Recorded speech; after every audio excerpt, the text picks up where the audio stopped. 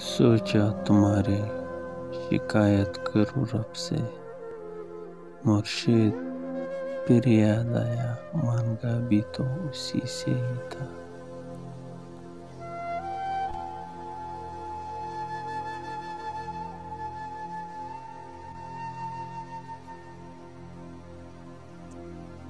एक तेरा ही ख्याल है मेरे पास, और न कौन हंसता है अकेले बैठकर।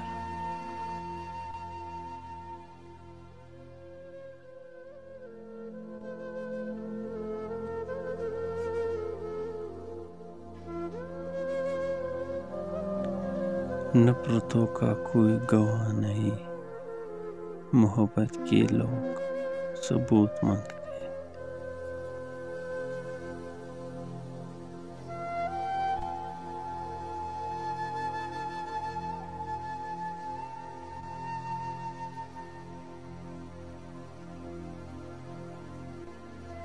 जिंदगी का किस्सा तमाम कर हे रब,